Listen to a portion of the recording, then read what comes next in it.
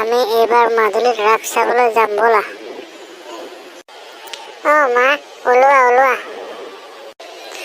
দেউতা অফিচৰ পৰা আহিলে ক'ব লাগিব। শুনিছানে, মই অফিচৰ পৰা আহিলো, ঘৰত কোনো নাই নেকি? অফিচৰ পৰা আহিলে। আমাৰ ৰাজু আৰু মীনাই কৈছে সিহঁতে বোলে মাজুলীত ৰাস চাবলৈ যায়। ওলা তেতিয়াহ'লে, মোৰ অফিচ 3 দিনমান বন্ধ আছে। ঠিক আছে তেতিয়াহ'লে, মই ৰাজু আৰু মীনাক কওঁ, সিহঁতে বহুত ফূৰ্তি পাব।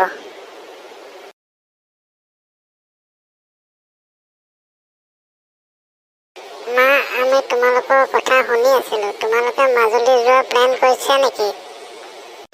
হয় ৰাজু, মীনা, আমি তাৰ কথাই প্লেন কৰি আছো।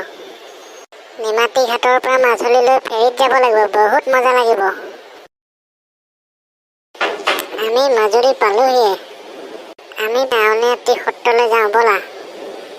ঠিক আছে, যাওঁ বৈ। এয়া আমি আউনীআটী সত্ৰ পালোহি। ইয়াতে নাম প্ৰসংগ কৰে। ইয়াত কি কৰে দেউতা?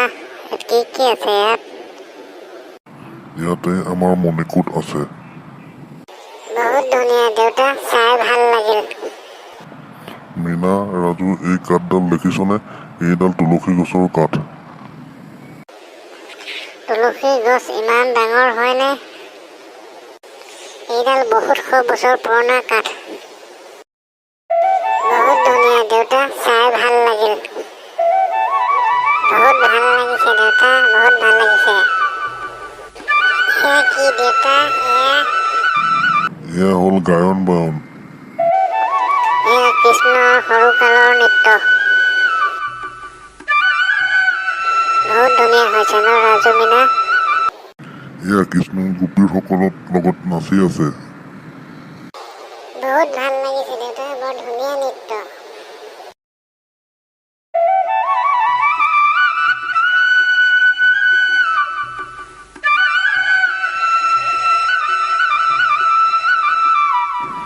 হ'ল আৰু ৰাজু, মীনা, যাওঁ আৰু বৈ আৰু ঘৰলৈ যাওঁগৈ বৈ।